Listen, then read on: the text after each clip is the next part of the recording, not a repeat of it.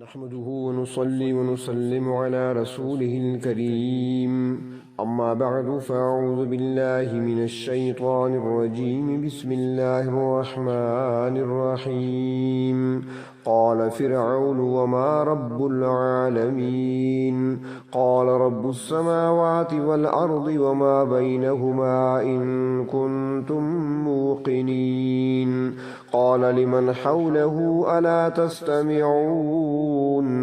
قال ربكم ورب آبائكم الأولين قال إن رسولكم الذي أرسل إليكم لمجنون قال رب المشرق والمغرب وما بينهما إن كنتم تعقلون قال لئن اتخذت إلها غيري لأجعلنك من المسجونين قال أولو جئتك بشيء مبين قال فأت به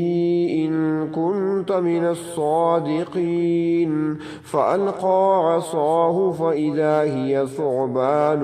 مبين ونزع يده فإذا هي بيضاء للناظرين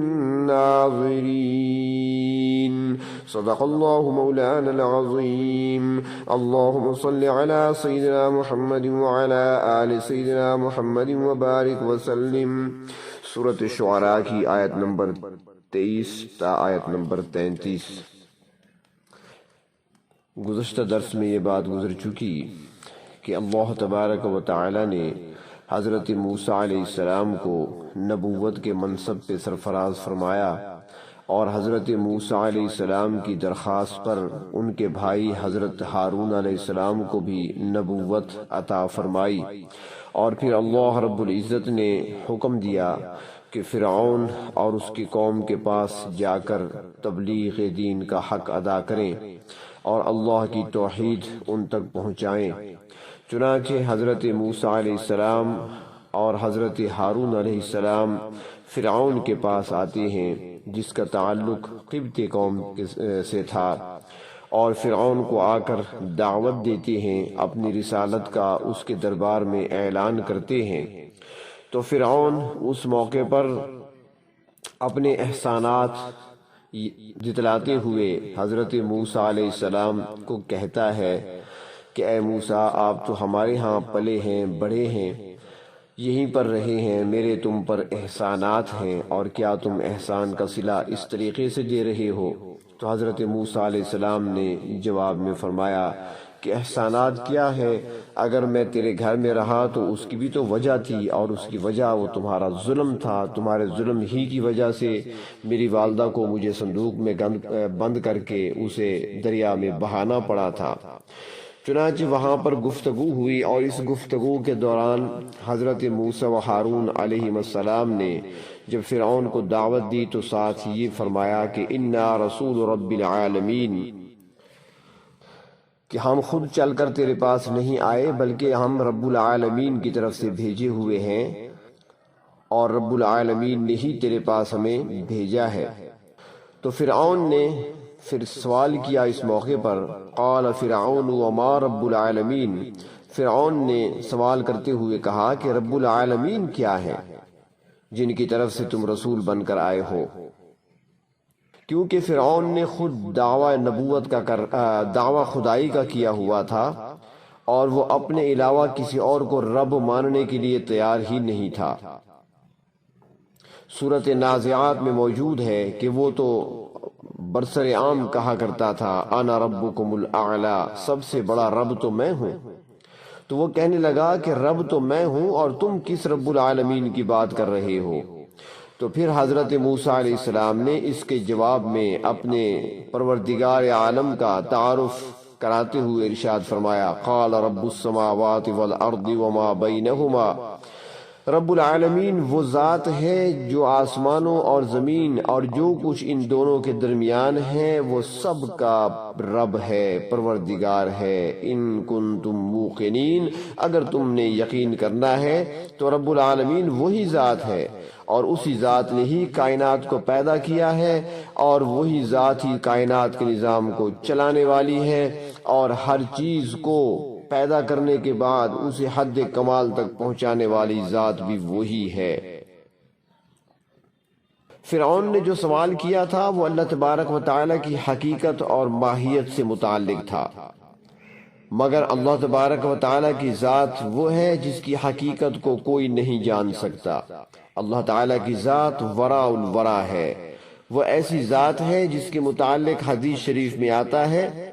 کہ لا فکرۃ فی الرب، رب تعالیٰ کی ذات میں غور و فکر نہ کرو، وہ انسانی عقل اور فہم سے بالا تر ہے، انسانی عقل کی وہاں تک رسائی نہیں ہے۔ وہ کسی نے کہا ہے نا کہ تو دل میں تو آتا ہے پر عقل میں نہیں آتا، میں جان گیا کہ تیری پہچان یہی ہے۔ عقل کے ترازو پر ان چیزوں کو نہیں تولا جا سکتا، اور نہیں عقل کی رسائی ہر مقام تک ہو سکتی ہے۔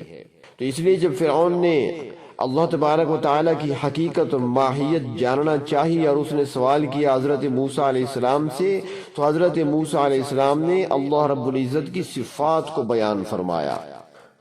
کیونکہ پروردگار عالم کو اللہ تعالیٰ کی صفات ہی کے ذریعے سے پہچانا جا سکتا ہے۔ اللہ تبارک و تعالیٰ کی پیدا کی ہوئی چیزوں میں، اس کی تخلیقات میں غور و فکر انسان کرے گا تو اللہ تبارک و تعالیٰ کی صفت سمجھ میں آئے گی، اور پھر اللہ کی ذات کا تصور قائم ہوگا۔ تو حضرت موسیٰ علیہ السلام نے بھی چند صفات کا ذکر فرمایا کہ رب العالمین وہ ذات ہے جس نے زمین و آسمان کو اور جو باقی چیزیں ان کے درمیان ہیں تمام چیزوں کو پیدا بھی فرمایا ہے، اور تمام کی تدبیر بھی وہ خود ذات کر رہی ہے۔ جب فرعون نے یہ بات سنی حضرت موسیٰ علیہ السلام سے تو پھر اپنے حواریوں کی طرف متوجہ ہو کر کہنے لگا، قال لمن حولہ الا تستمعون، اپنے ارد گرد حواریوں سے کہنے لگا کیا تم سنتے نہیں کہ یہ شخص کیا کہتا ہے؟ میں نے اس سے رب العالمین کے بارے میں پوچھا ہے اور یہ زمین و آسمان کی پیدائش کی بات کرنے لگا ہے۔ فرعون کا یہ کہنا حقیقت میں اپنے حواریوں کو حضرت موسیٰ علیہ السلام کے خلاف بھڑکانا تھا، اور ان کے دلوں میں حضرت موسیٰ علیہ السلام کی بات کا وزن کم کرنا تھا، کیونکہ اسے خطرہ تھا کہ کہیں ایسا نہ ہو کہ یہ میرے ساتھ بیٹھنے والے میرے درباری میرے حواری حضرت موسیٰ علیہ السلام کی بات نہ مان لیں۔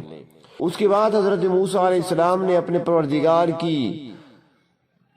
تعریف بیان کرتے ہوئے فرمایا، قال ربکم ورب آبائکم الاولین، کہنے لگے رب العالمین وہ ہے جو تمہارا بھی پروردگار ہے اور تمہارے پہلے آباء و اجداد کا بھی وہی پروردگار ہے۔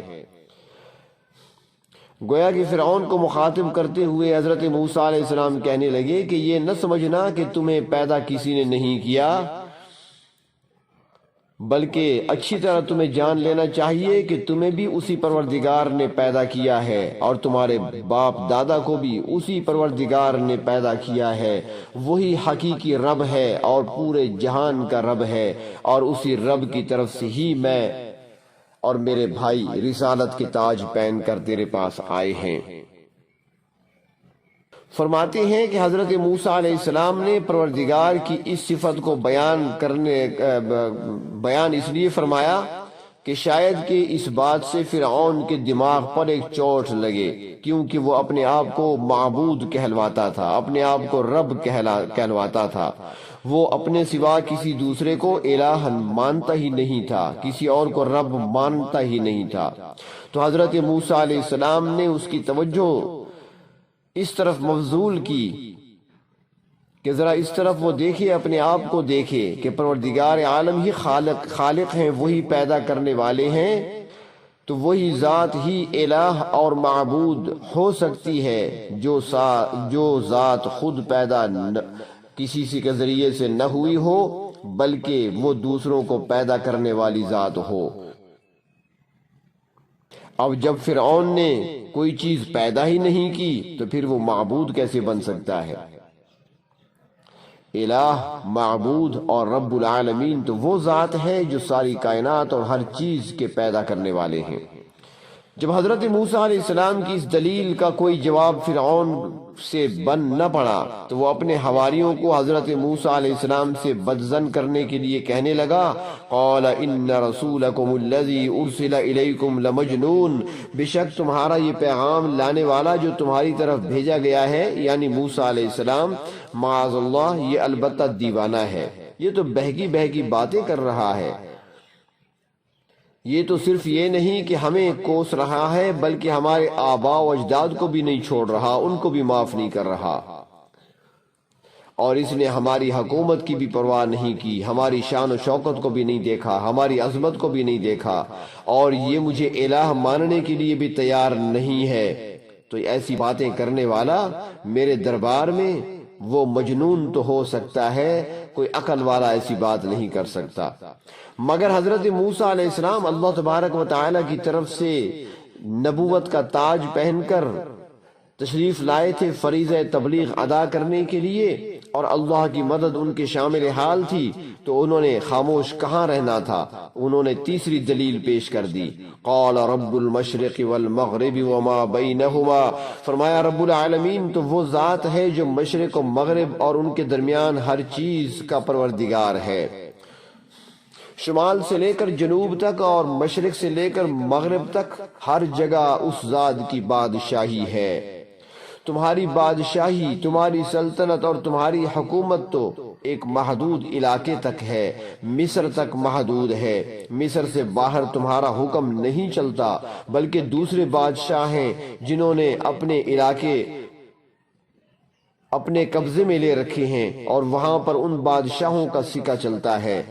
مگر میں اس پروردگار عالم کی طرف سے نمائندہ بن کر آیا ہوں تمہارے پاس جس کی بادشاہت کا کوئی کنارہ نہیں، پوری زمین پر بھی اسی کا تسلط ہے، آسمانوں پر بھی اسی ذات کا قبضہ ہے، سمندروں پر بھی اسی ذات کا قبضہ ہے، فضائیں بھی اسی کی ہیں، پہاڑ بھی اسی کے ہیں، اور ہوائیں بھی اسی کی ہیں، صحرا بھی اسی کے ہیں، ہر جگہ اس ذات کا جو رب العالمین ہے اس کا حکم چلتا ہے، کائنات میں کوئی چیز ایسی نہیں ہے جو اس کے احاطہ قدرت سے باہر ہو۔ میں اس رب کی طرف دعوت دینے کے لیے آیا ہوں جن کی یہ صفات ہیں جو میں تمہیں سنا رہا ہوں اور بتا رہا ہوں، ان کنتم تعقلون، اگر تمہیں کچھ عقل ہے تو اب بھی میری بات کو سمجھ لو اور اس ذات وحدہ لا شریک پر ایمان لے آؤ جس نے ہر چیز کو پیدا کیا ہے، ہر چیز کے خالق بھی ہیں اور ہر چیز کے مالک بھی ہیں، اور پوری کائنات کے نظام کو چلانے والے اور تدبیر کرنے والے مدبر بھی ہیں۔ فرماتے ہیں کہ حضرت موسیٰ علیہ السلام ایک ایک بات کہتے جاتے تھے اور اللہ رب العزت کی قدرت پر مسلسل دلائل دے رہے تھے، مگر فرعون اپنے حواریوں اور اپنے درباریوں کو حضرت موسیٰ علیہ السلام سے بدظن کرنے کی کوشش میں لگا ہوا تھا، تاکہ اس کے درباری اور اس کے ساتھی اور اس کے حواری حضرت موسیٰ علیہ السلام کے مضبوط دلائل سن کر کہیں متاثر نہ ہو جائیں۔ حضرت موسیٰ علیہ السلام نے فرعون کی حکومت کو چیلنج کیا اور فرمایا کہ تمہارا تسلط ایک محدود خطے تک ہے اور تمہاری حکومت محدود ہے، پھر تم الہ کیسے بن سکتے ہو، معبود اور رب کیسے بن سکتے ہو؟ تو اس کا جواب فرعون کے پاس نہیں تھا، چنانچہ وہ غصے میں آ کر حضرت موسیٰ علیہ السلام کو دھمکی دیتے ہوئے کہنے لگا، قال لئن اتخذت الہا غیری، کہنے لگا اے موسیٰ اگر تم نے میرے سوا کسی دوسرے کو معبود تسلیم کیا، لأجعلنک من المسجونین، تو میں تجھے قید میں ڈالے ہوئے لوگوں میں سے بنا دوں گا، یعنی تمہیں گرفتار کر لیا جائے گا، تمہیں جیل میں ڈال دیا جائے گا۔ اور وہ کہنے لگا کہ ملک مصر تو میرا ہے اور یہاں پر اس ملک میں میرے سوا کوئی معبود نہیں ہے، کوئی الہ نہیں ہے، میں ہی رب ہوں، اور اگر تم نے میرے سوا کسی دوسرے کو اپنا معبود مانا یا کسی اور کو اپنا رب تسلیم کیا تو پھر یاد رکھو کہ میرے پاس طاقت ہے، قوت ہے، اور میں قدرت رکھتا ہوں کہ تمہیں سزا دے سکوں، اور پھر تم اپنے رب کو میرے مقابلے پر لے آنا، معاذ اللہ۔ تو حضرت موسیٰ علیہ السلام تو اللہ تبارک و تعالیٰ کی طرف سے نبوت کا تاج پہن کر آئے تھے، سچے نبی تھے،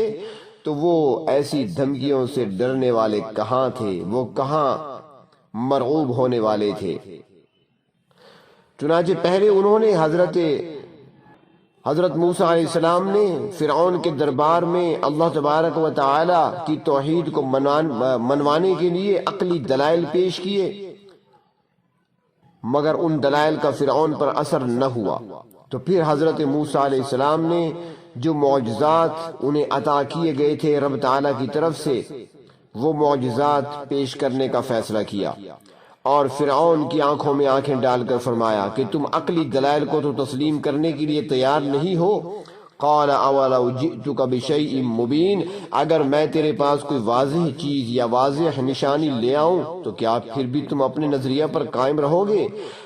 اور میری صداقت پر، میری سچائی پر تمہیں یقین نہیں آئے گا، اور اللہ تبارک و تعالیٰ کی ربوبیت کو پھر بھی تسلیم نہیں کرو گے؟ قال فأت به ان كنت من الصادقین، فرعون نے کہا اگر تم سچے ہو تو ایسی کوئی نشانی لا کر پیش کرو، ابھی پتہ چل جائے گا کہ تمہارا جو دعویٰ ہے اس دعوے میں کس حد تک تم سچے ہو۔ تو حضرت موسیٰ علیہ السلام اللہ تبارک و تعالیٰ کے حکم سے نشانیاں پیش کرنے والے تھے، لہٰذا انہوں نے اس چیلنج کو قبول کرتے ہوئے پہلی نشانی کے طور پر فَأَلْقَى عَصَاهُ، آپ نے اپنی لاٹھی عصا پھینک دیا۔ وہ لاٹھی اور عصا حضرت موسیٰ علیہ السلام کے ہاتھ میں ہمیشہ ہوا کرتا تھا، چنانچہ وہ عصا آپ نے زمین پر ڈال دیا۔ فَإِذَا هِيَ ثُعْبَانٌ مُبِينٌ، پس اچانک وہ ایک بڑا اژدہا بن گیا، اور اس اژدہا کو دیکھ کر فرعون کے اوثان بھی خطا ہو گئے۔ دربار میں موجود جو لوگ تھے سب کے سب خوف زدہ ہو گئے، کیونکہ انسان تھے اور ایک عجیب چیز دیکھی تھی انہوں نے، بہت بڑا اژدہا تھا ان کے سامنے زمین پر دوڑ رہا تھا۔ چنانچہ ایک نشانی تو یہ پیش کی، اور اس کے بعد حضرت موسیٰ علیہ السلام نے دوسری نشانی بھی پیش کر دی، دوسرا معجزہ بھی دکھا دیا۔ وَنَزَعَ يَدَهُ، آپ نے اپنا ہاتھ اپنی بغل میں دبا کر باہر نکالا۔ فَإِذَا هِيَ بَيْضَاءُ لِلنَّاظِرِينَ، تو وہ اچانک دیکھنے والوں کے لیے سفید تھا، آپ کے ہاتھ مبارک میں سورج جیسی چمک آ گئی تھی۔ ایک تو سفیدی وہ ہوتی ہے جس طرح برس کے مریض ہوتے ہیں، ان کے جلد کی رنگت بدل جاتی ہے، اوپر سے کھال اتر جاتی ہے تو وہ سفید نکل آتا ہے، لیکن یہ سفیدی ایسی نہیں تھی۔ سورۃ طٰہٰ میں فرمایا کہ من غیر سوء، اس میں کوئی نقص یا خرابی نہیں تھی۔ اللہ تبارک و تعالیٰ نے معجزانہ طور پر حضرت موسیٰ علیہ السلام کے ہاتھ کو سفید اور چمکدار بنا دیا تھا۔ یہ نشانیاں دیکھنے کے باوجود فرعون ایمان نہ لایا، حضرت موسیٰ علیہ السلام کی صداقت کو تسلیم نہ کیا، ان کی نبوت کو تسلیم نہ کیا، بلکہ ان معجزات کو وہ جادو کہنے لگا۔ اس کا ذکر اگلی آیات میں آ رہا ہے۔ اللہ تبارک و تعالی ہمیں صراط مستقیم پر ثابت قدمی نصیب فرمائے۔